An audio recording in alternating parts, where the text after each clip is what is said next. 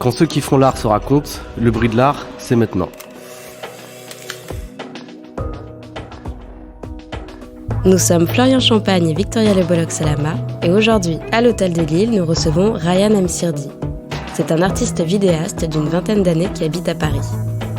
Après des études à l'école des Beaux-Arts d'Angers, Ryan Msirdi a été diplômé des Beaux-Arts de Paris en 2019.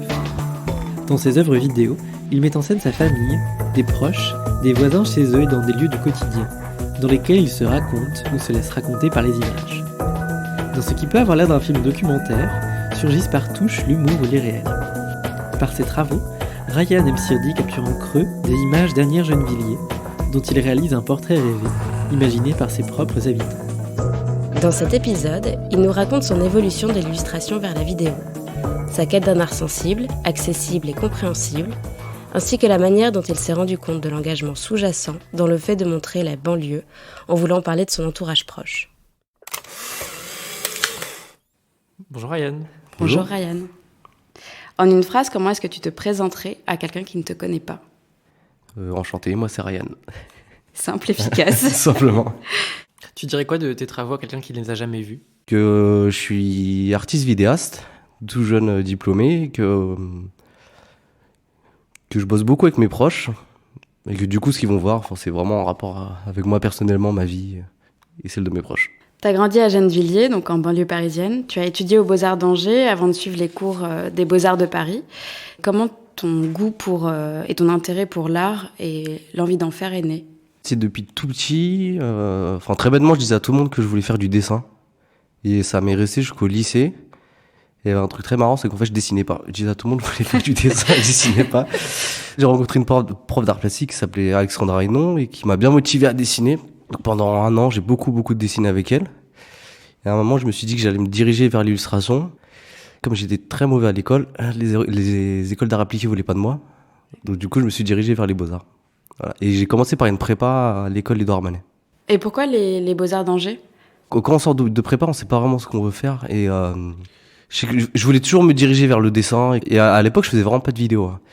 Par hasard, en fait, c'était le premier concours que j'avais eu. Mais je savais même pas que cette ville, en fait, existait avant. Maintenant, c'est quelque chose que tu pratiques toujours, l'illustration, le dessin ? J'ai abandonné au bout de 6 mois. Dès que je suis rentré aux Beaux-Arts d'Angers, on nous a fait expérimenter pas mal de médiums. Et c'est assez marrant parce que je détestais la vidéo au début. Et je me suis vite tourné vers la photo plutôt argentique. Je faisais de la photo, mais je faisais tout pour faire de la vidéo en photo. C'était des trucs de stop motion. Et c'est un moment où je me suis beaucoup intéressé à l'animation, donc le dessin, c'était pas forcément si loin que ça. Petit à petit, en fait, en deuxième année, j'ai découvert le cinéma avec les profs de là-bas. Et on avait des très très bons cours théoriques sur ça. Et j'ai commencé à me passionner et c'est arrivé comme ça. Est-ce qu'au moment où tu as commencé tes études, tu avais le sentiment que l'art, c'était un domaine accessible ? Non, pas du tout. Moi, je dirais en prépa, ça allait jusqu'à arriver aux Beaux-Arts d'Angers. Et moi, j'ai découvert aux Beaux-Arts d'Angers que je venais de banlieue. Voilà. Et ça, c'était assez important pour de vrai. Qu'est-ce que ça t'a fait ressentir ? Comment tu t'es rendu compte que... C'est juste des réflexions. Moi, on n'arrêtait pas de me dire « Ouais, tu parles comme un banlieusard, fais attention, ça peut te desservir. » C'était les profs qui disaient ça ? C'était les profs. Est-ce que tu as réagi à ça immédiatement ? Pas en première année, parce que je pense qu'on est assez fragile dans ces années-là. Je me suis beaucoup questionné sur moi. On me demandait de changer ma manière de parler, ce qui est assez difficile. Du coup, je pense pour les 2 premières années, j'en ai assez souffert. Et en fait, en 3e année, j'ai fait mon premier film. Mon premier film, c'est You Will Never Walk Alone. C'est à ce moment-là où je me suis senti le mieux, en fait, c'était en parlant de ces sujets-là, quoi. Quel est le film ou peut-être le cinéaste qui t'a amené justement à te sentir autorisé à pouvoir t'intéresser à la vidéo et à en pratiquer ? Je pense que pour de vrai, ça a commencé en prépa avec Chris Marker. Peut-être pour revenir à ce que je disais sur la banlieue, en fait, il y avait un truc qu'on me disait aussi, on me disait t'as pas de culture. T'as pas de culture, il faut que tu bosses ta culture. Je me dis c'est quoi, faut que je lise beaucoup de livres. Et j'avais parlé à un pote qui m'avait dit en fait moi, on m'a déjà dit ça, donc je te conseille de regarder beaucoup de films. Et il m'avait conseillé Chris Marker et je commençais à regarder beaucoup de films de Chris Marker et ça m'a plu. Et après, en arrivant aux Beaux-Arts d'Angers, j'ai découvert, je pense, 2 cinéastes. Jim Jarmusch et Wu Xiaoxian, le Taïwanais. Et là, c'est ça qui m'a donné envie de faire du cinéma. C'était vraiment la simplicité du truc et Il y a vraiment la liberté de parole en fait dans ces films-là qui m'a vraiment débloqué sur. Je me suis dit qu'en fait je pouvais parler de ce que je voulais et puis fallait pas que je me brime sur ça quoi. Mais d'ailleurs, tu parles de faire du cinéma. Est-ce que ça t'a pas déjà tenté ou peut-être que c'est déjà un projet que tu as en tête, de faire un film au sens film de cinéma et pas de la vidéo d'artiste? Il y a un clivage pour toi entre les deux? Je sais pas, il y avait un truc au Beaux-Arts qui me plaisait, c'est qu'en fait on pouvait faire ce qu'on voulait et ça m'intéressait aussi l'économie de moyens. Il y a un truc, c'est que mes films ont jamais coûté d'argent. Mais là en ce moment en fait je pense que je ressens le besoin de le faire quoi. Je pense que mon prochain projet ça sera un film plutôt cinéma, financé, produit. Avec une équipe du coup? Ouais. Mais c'est difficile. Enfin, parce que j'ai toujours fait mes films tout seul, donc faut confier des choses à des gens. Ça... Au tout début, quand t'es rentré en prépa, tu sortais de lycée et t'es rentré dans ta prépa pour faire une école d'art, c'est ça? Tu te disais tout à l'heure que l'art, c'était pas vraiment un domaine accessible pour toi, mais en même temps, tu t'es quand même dirigé dans ce secteur-là, donc c'est que tu devais imaginer peut-être des possibilités ou... C'était vraiment un rêve d'enfant, quoi. Je voulais faire ça et qu'en fait, je m'en foutais ce que les gens pouvaient dire. Ma famille comprenait pas vraiment ce que je faisais, mais juste ils m'ont dit fais ce que tu veux et je suis allé quoi. Enfin, les remarques des gens, ça les regarde d'eux, on fiche moi. C'est depuis tout petit je voulais faire ça, donc je suis allé. Plusieurs de tes films mettent en scène des médias de divertissement, donc par exemple le foot ou le cinéma. Tu analyses l'impact que ces médias de divertissement peuvent avoir sur les personnages que tu filmes.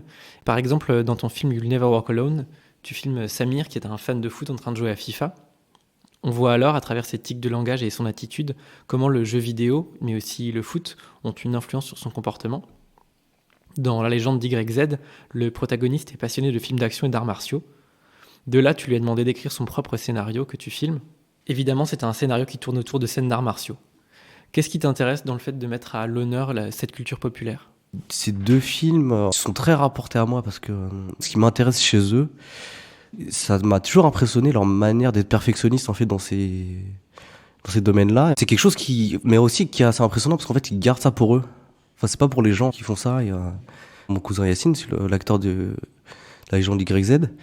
Il a jamais eu de club ou quoi que ce soit. Il a toujours fait ça pour lui. Je trouve ça assez exceptionnel qu'il ait autant de talent et qu'il garde ça pour lui. Je me sentais le besoin peut-être de leur faire un hommage. C'était ça. Samir, c'est aussi quelqu'un qui est proche de toi? Ouais, c'est mon cousin aussi. Ok. Ouais. C'est une affaire de famille. Et dans tes œuvres, d'ailleurs, il y a de l'humour, il y a de l'irréel qui font irruption. Mais parfois, on a presque l'impression que c'est aussi des documentaires. Comment ton travail, finalement, se positionne-t-il entre le documentaire et la fiction? Là non plus, en fait, j'ai pas envie de prendre de décision parce que ça prend toujours pour appui une fiction, généralement. Je crois que j'aime tellement le documentaire qu'en fait, je les filme comme si c'était un documentaire. Mais après, c'est assez intéressant parce que je les montre comme si c'était un film. Voilà. Parce que même en fait, la légende d'YZ, à la base, ça devait être un pur film de fiction. Et je sais pas pourquoi je me suis dit, il faut absolument que je rajoute sa vie, il faut qu'on parle de lui. Les deux m'intéressent et j'ai pas envie de choisir. C'est peut-être ça, justement, qui te rapproche peut-être du cinéma de Chris Marker. Parce qu'il y a quelque chose de très documentaire et en même temps, parfois, à la lisière de la fiction. Bah, moi, j'ai vraiment appris ça avec Sans Soleil. Parce que Sans Soleil, c'est une œuvre documentaire. Moi, je l'ai vraiment perçu comme une œuvre de fiction. Et, c'est vraiment un film qui m'a hanté, moi, Sans Soleil. Quels que soient les sujets de tes films, généralement, le décor est très urbain et ça se dresse en banlieue. Dans Prince de la ville, tu laisses des habitants de Gennevilliers se raconter et à travers ces témoignages, tu captes en creux des images littérales et en même temps métaphoriques de la ville. Est-ce que tu cherchais à créer ou recréer des images de la ville en faisant ça? Est-ce que tu penses peut-être qu'il n'y avait pas assez d'images pas caricaturales de la banlieue, de ses habitants? J'ai pas parlé de banlieue, j'ai plutôt parlé d'Asnières et Gennevilliers, parce que moi c'est vraiment ça c'est ces deux villes qui m'ont intéressé. Je me suis beaucoup posé la question de la représentation de ce que je me suis dit qu'en fait il y a pas beaucoup d'images, en fait il y a pas beaucoup de gens qui les représentent bien. Moi je me dis comment je peux faire pour justement leur donner la représentation qu'ils méritent.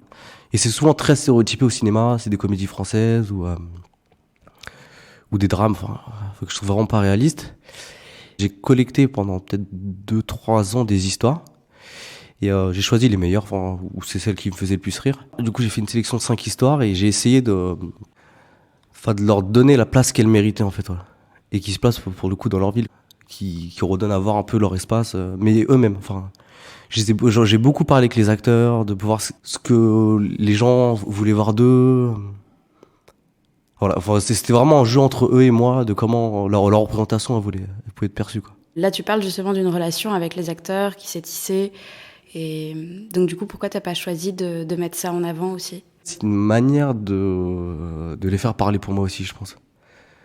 Parce que je pense que les Princes de la Ville, la série, c'est un peu lié à mon expérience que j'ai pu avoir aux Beaux-Arts. Qu'à un moment, j'avais l'impression qu'il y avait une espèce de forme de discrimination et enfin, j'avais l'impression d'être un peu mis de côté sur les sujets que je pouvais pas forcément de côté, mais j'avais l'impression d'être un espèce de quota c'est pour ça je pense que j'ai vraiment essayé de faire du mieux que je pouvais sur leurs paroles et ce que ça donnait à voir aussi ces films-là plutôt pour parler de moi en fait quoi. Tout à l'heure, on parlait de la différence entre le documentaire et la fiction dans ton travail. Mais là, dans ce que tu décris, ça donne presque l'impression que tu veux être réaliste d'une certaine manière sur la banlieue. Cette série, elle est arrivée à une période où je m'intéressais énormément à ce genre de cinéma. Je pense, enfin, on peut reciter Chris Marker, Godard ou même Oussé Ossienne. Je trouve que c'est très réaliste. Ou les frères Dardenne aussi. Le réalisme, c'est quand je leur ai donné la liberté qu'ils voulaient en fait. Parce que, par exemple, enfin, on pourrait prendre l'exemple du Toit. Enfin, le Toit, je le trouve, enfin, assez. Là, pour le coup, pour moi, le Toit, c'est vraiment un film de fiction pure, quoi. Enfin, moi, j'ai vraiment monté comme un film de fiction pure, mais ça donne à voir la réalité. Parce que je pense qu'à un moment, j'ai peut-être réfléchi de manière trop frontale de montrer les images, enfin, que ce soit des bars de banlieue, enfin, des bars de cité, pardon. Je me dis que c'était pas forcément intéressant parce que c'était des images qu'on attendait. C'est pour ça que je travaille en fait énormément avec eux, c'est pour voir en fait eux comment ils perçoivent le cinéma. Et ça c'est beaucoup fait sur la légende d'Irexet. La légende d'Irexet c'est tourné à Cergy. Et je lui ai dit en fait comment on peut donner à voir Cergy comme un lieu de film d'action. On a vraiment fait un gros repérage et on a essayé de montrer Cergy autrement. D'ailleurs, tu parles du toit, justement dans le film Le Toit. Mais ça, c'est typiquement une scène qu'on peut retrouver dans La Haine ou dans Les Misérables. À chaque fois, il y a une scène avec des jeunes sur un toit. Tu te réinscris dans une espèce d'imaginaire collectif, d'image de banlieue. C'est voulu, c'est un hommage ou c'est juste, comme tu disais, tu pars d'une réalité et puis après, tu en fais un film. Le Toit, c'est vraiment un objet bizarre parce que je l'ai un peu fait par hasard. Ça arrivait juste après la légende d'Irexet. J'avais pas trop d'idées à ce moment-là. Et, il y avait cette bande-là de mon cousin et mon petit frère qui m'ont dit nous aussi on veut faire un film avec toi, nous aussi on veut faire un film avec toi. Ils m'ont emmené sur ce toit-là. Je trouve ça hyper intéressant, c'est comment eux en fait ils sont imaginés un lieu de cinéma en fait à ce moment-là. Et mais oui, enfin je pense qu'il est vraiment emprunt à des choses qui sont déjà vues. Et moi c'est vraiment ce coucher de soleil qui m'a rendu fou.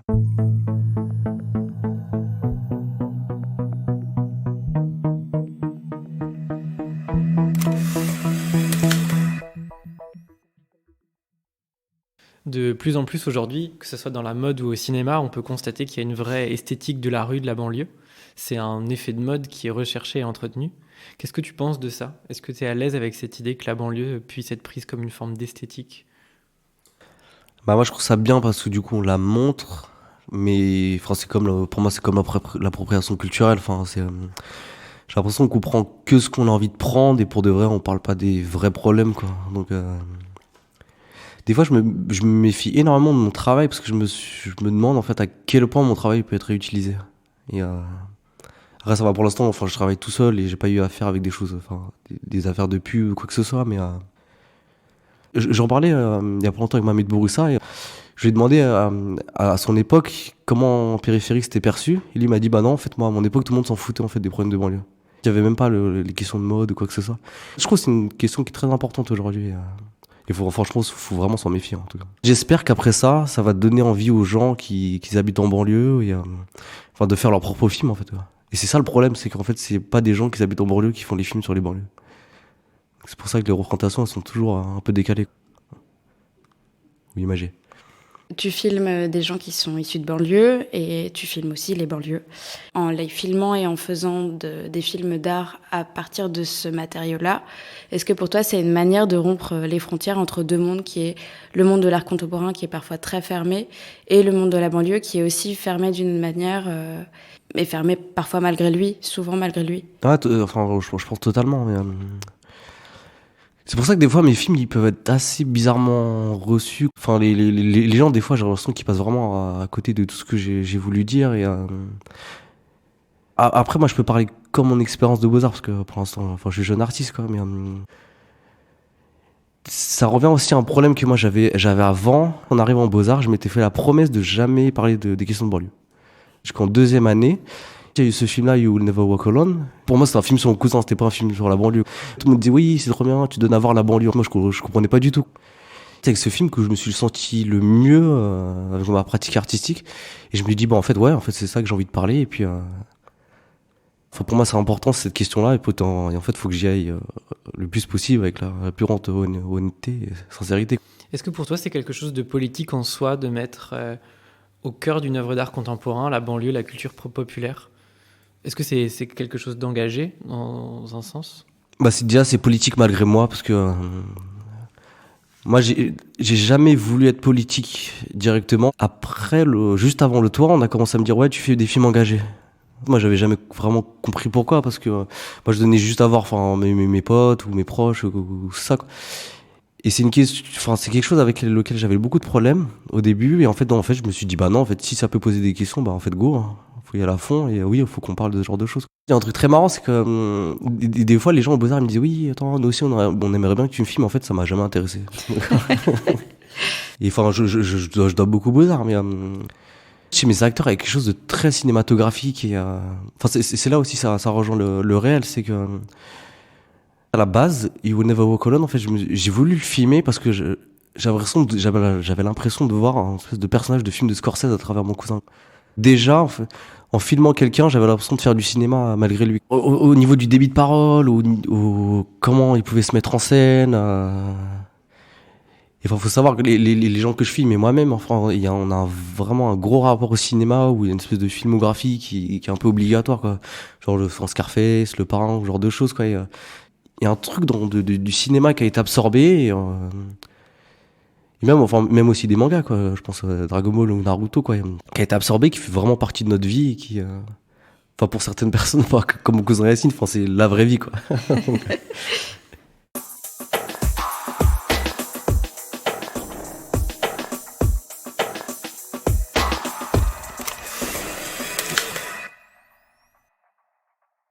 Aujourd'hui, à l'ère du numérique, le médium vidéo, c'est sans doute une des techniques les plus faciles d'accès. D'ailleurs, tu as déjà filmé à l'iPhone un de tes films, donc La légende d'YZ. Est-ce que tu as l'idée de faire un art qui est accessible jusque dans cette technique ? Ça dépend avec qui on travaille, je pense. Ça dépend beaucoup, parce que La légende d'YZ, au début, j'étais arrivé avec une grosse caméra. Je voyais que ça les mettait mal à l'aise. À un moment, je me suis dit, c'est quoi le médium qui les rend plus à l'aise? J'ai vu qu'ils prenaient beaucoup de snaps d'eux-mêmes, de story Insta. Et en fait, je me suis dit, en fait, faut que ce soit filmé à l'iPhone, parce que c'est là où ils sont plus à l'aise. Faut s'adapter, en fait. Par exemple, pour You Never Walk Alone, j'avais un gros appareil photo et ça le dérangeait pas, donc. Pour revenir à Scorsese, en fait, il y a une citation de lui qui m'est toujours restée en tête. Il dit, maintenant, on peut faire du cinéma avec n'importe quoi. Et, vraiment, La légende d'YZ, c'était vraiment ça qu'on voulait faire. C'était que, allez, on a un iPhone, on fait un film. Comme quand on est petit et qu'on fait des films avec les VHS, quoi. Nous, on faisait ça quand on était petit.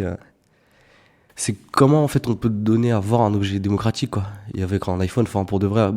Après, ça fait des problèmes de son, mais avec l'image, on peut avoir ce qu'on veut. Mais il y a un côté très nouvelle vague, justement, dans le dépouillement de la technique. Ah ouais, énormément. Après, je suis pas un gros fan de la nouvelle vague, de la nouvelle vague, pardon. Pareil, on m'a déjà fait cette réflexion, on m'a dit oui, tu filmes comme la nouvelle vague. Et du coup, j'ai commencé à regarder, je me rappelle plus c'est quoi le premier film de Godard. À bout de souffle. À bout de souffle, ouais. C'est vraiment cette idée-là de prendre sa caméra et de filmer n'importe quoi et de faire un film. Moi, ce qui me dérange un peu avec la nouvelle vague, c'est que, il y a un truc un peu trop parisien. Je me retrouve pas dans les personnages. Mais je me retrouve énormément, je me retrouve énormément dans la technique, mais pas dans les personnages, dans leur attitude. Après, si, je me retrouve un peu plus chez Jean Eustache, par exemple. C'est un réalisateur que j'aime beaucoup. Comment est-ce que tu envisages la production de tes films ? Comment est-ce que ça naît, l'impulsion de créer les idées que tu as pour faire tes films ? Est-ce que tu as un processus d'écriture ? Tout à l'heure, tu parlais de tes idées que tu avais mises bout à bout. Ça dépend du film, je pense, mais c'est souvent en fait des allers-retours entre moi et eux. Et j'ai toujours l'idée de base. Pour La légende d'YZ, je suis parti voir mon cousin, je lui dis on va faire un film ensemble.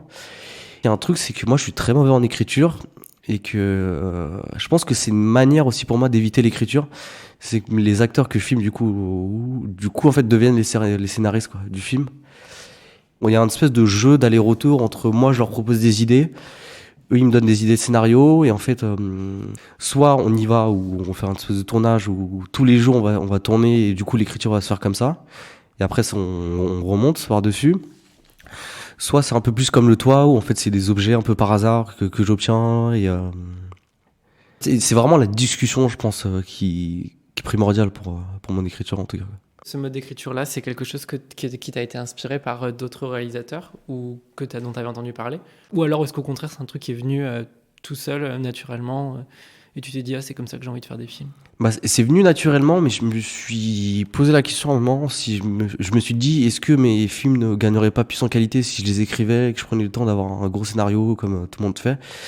C'est un moment où j'ai découvert le cinéma de Wong Kar-wai. J'ai découvert qu'il n'avait pas de scénario en fait. Et ça donnait une espèce de forme et de liberté que je trouve vraiment exceptionnelle. Et je me suis dit, bah, en fait, ouais, c'est des choses qu'on peut faire. De pas forcément avoir la manière classique d'écrire. Et ça arrivait aussi avec Wuxia Ossian pour le maître des marionnettes. Il y a un espèce de rapport au documentaire. Je pense que le documentaire, c'est une forme d'écriture pour moi. Le documentaire me permet de réinjecter dans la fiction, sur l'objet final. Tu parlais du cinéma d'Wong Kar-wai, il y a quelque chose, par exemple In the Mood for Love, c'est très très esthétique. Dans tes films, il y a quelque chose de beaucoup plus dépouillé. Est-ce que tu aurais envie de faire quelque chose de plus esthétique et de peut-être plus porté par une BO ou quelque chose comme ça à l'avenir? En fait, c'est ce qu'on a essayé de faire pour la légende YZ. En fait, on a vraiment la prétention de vouloir faire ça. Il y a une BO, c'est le seul film où il y a une BO, la légende YZ. J'ai l'impression que mes tics de production me rattrapent un peu toujours. Mais là, pour le prochain film que j'essaie de faire, là, on essaie vraiment d'être très strict et d'avoir un scénario qu'on appliquera après. Je pense que l'écriture, ça me dérange un peu parce que du coup, ça m'enlève une liberté. Il y a tellement de choses qui m'échappent au moment de filmer que j'ai l'impression qu'avec un scénario, du coup, il y a énormément de choses qui vont m'échapper et qu'en fait, le film va pas me satisfaire à la fin, quoi. Donc, Est-ce qu'il y a une forme de création, pas forcément de la vidéo ou du film, que tu n'as pas encore exploré et que tu aimerais explorer dans le futur? à un moment, je me suis dit que j'aimerais bien aller vers la photo, revenir en tout cas vers la photo. En fait, je crois que j'aime trop la vidéo pour. Après, je me suis toujours imaginé peintre, ce genre de choses, mais je crois que je suis pas doué pour ce genre de choses. Ça t'arrive encore de peindre, de dessiner, de tout ça? Dessiner des Dragon Ball, ouais, mais pour de vrai, non, rien d'autre.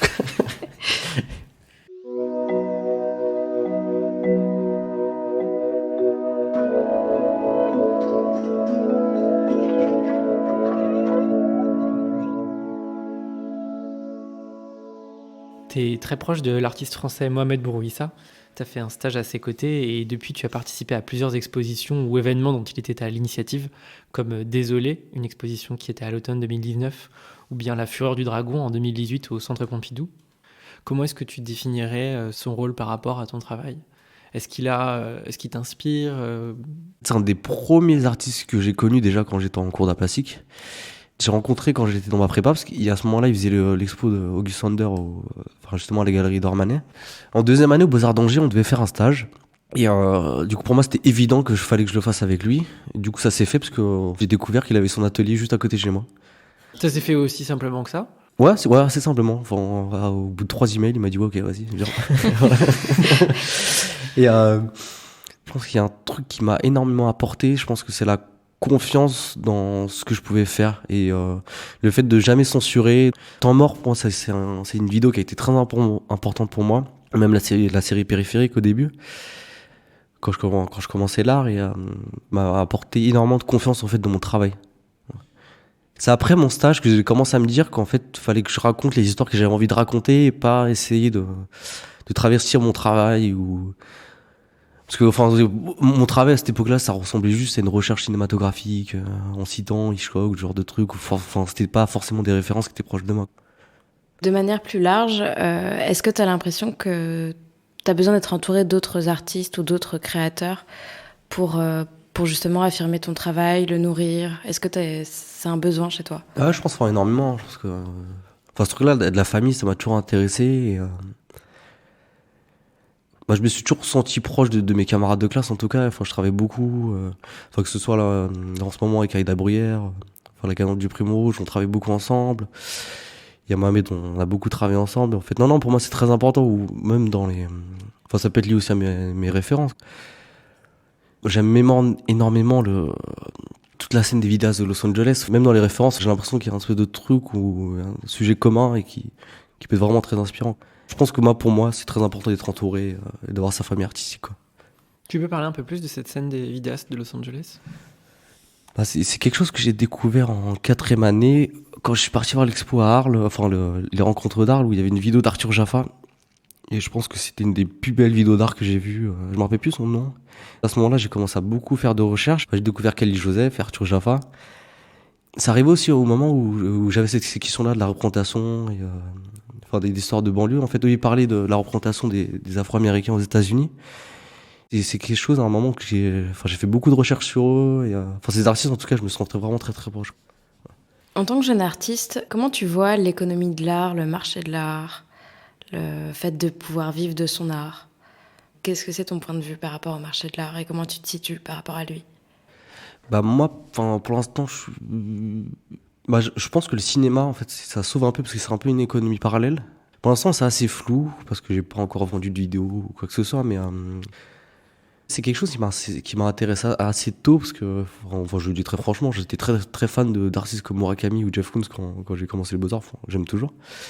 T'étais fan parce qu'il y avait aussi cette composante économique ou c'était vraiment un truc juste visuellement, le côté qui touche le plus de gens possible, qui touche à tout? Économique et pop, en fait. Enfin, pour moi, c'était vraiment des objets. Enfin, c'est les Avengers de l'art, quoi. Donc, vraiment, je pense qu'il y a un truc un peu blockbuster qui se retrouve aussi dans mon travail. Moi, c'est pas quelque chose qui me dérange en soi, mais j'ai pas l'expérience vraiment pour voir. J'arrive pas vraiment à comprendre pour le moment Comment ça fonctionne? Ouais, comment ça fonctionne. Mais en tout cas, le côté justement très porté sur l'argent, le marché et la position que peuvent adopter certains artistes par rapport à ça, c'est pas quelque chose qui te dérange? Moi, ça m'a jamais vraiment dérangé. Très tôt, je me suis intéressé. Enfin, moi, faut savoir que je regarde énormément de blockbusters. En fait, il y a un truc d'art populaire que je trouve vraiment très intéressant, quoi. Pour revenir aux Avengers, ça revient à des questions d'art total, quoi. Et comment on peut toucher le plus de gens possible. Et oui, c'est sûr, il y a des gros problèmes il y a des trucs d'éthique vis-à-vis de l'argent et tout, mais ces objets-là, j'ai trouvé assez intéressant pour ce que ça peut dire sur le grand public, quoi. Parce qu'en vrai, le cinéma, moi, ça m'intéresse parce que c'est le truc le plus populaire, c'est l'objet le plus populaire de l'art. Moi, ce côté un peu snobiste, ça m'a jamais vraiment intéressé, en fait. Donc pour moi, si tout le monde peut le voir, enfin, tant mieux. Mais du coup, pour toi, ton travail est populaire? Bah moi, j'essaie, en tout cas. Ouais. Bah, pour moi, j'ai vraiment envie... Enfin, sur la compréhension, j'ai envie que tout le monde soit égal face à mon travail. Et c'est un objectif que tu poursuis quand tu crées? Tu t'essayes d'être le plus accessible possible à tout le monde? Oui, je pense, ouais. Très vite, en fait, j'ai compris le snobisme de l'art. Je trouve ça très dommage que ça reste dans des galeries ou ce genre de choses, quoi. Et, moi, il y a un problème avec la vidéo d'art, c'est que il y a des très beaux films qu'on peut jamais vraiment voir.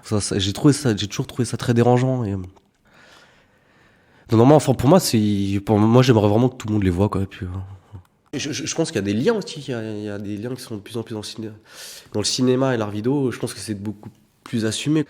Je pense que le meilleur exemple, c'est Steve McQueen. Steve McQueen, c'est un mec qui commence par faire de l'art vidéo et qui se retrouve à Hollywood. Et c'est quelqu'un qui choisit pas non plus, quoi. Qui fait des expos et qui fait des films. Et là, pour le coup aussi, à gros budget pour tout le monde.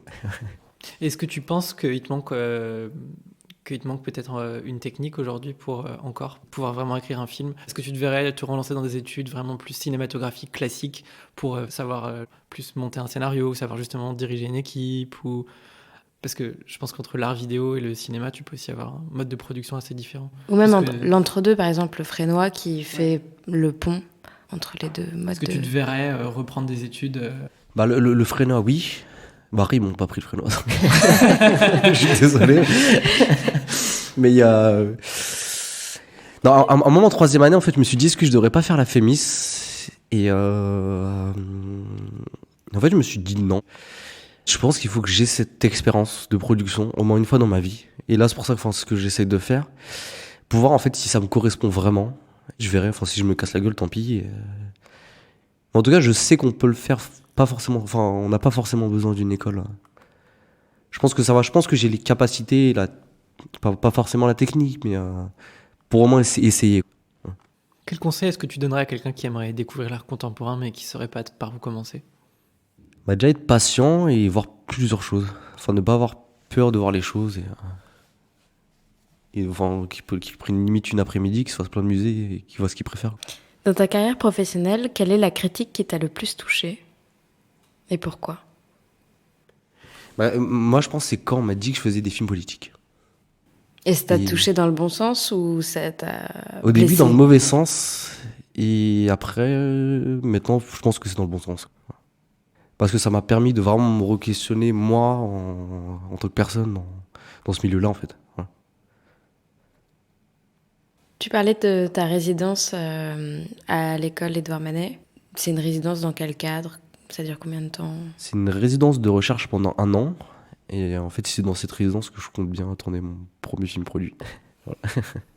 Et ça sera sur quoi? J'ai envie de... Pour une fois, enfin pas pour une fois, parce que j'ai essayé de le faire un peu avec les autres films, mais peut-être essayer de me confronter en fait à l'histoire. Que ce soit la guerre d'Algérie, ou même rapprocher ça sur des... sur des histoires comme celle de Malcolm X ou Mohamed Ali qui m'intéressent énormément. Et j'aimerais bien peut-être faire un huis clos dans la cité des Morinos, à Agnières. Voilà, sur ces questions-là. Et du coup, ça serait plus écrit ou ça serait toujours à la lisière du documentaire? Ouais, celui-là, j'aimerais bien qu'il soit un peu plus écrit quand même. Mais qui est toujours cette touche de liberté qui m'intéresse. Voilà. Ryan, merci de t'être raconté et d'avoir fait entendre ta voix au milieu du bruit.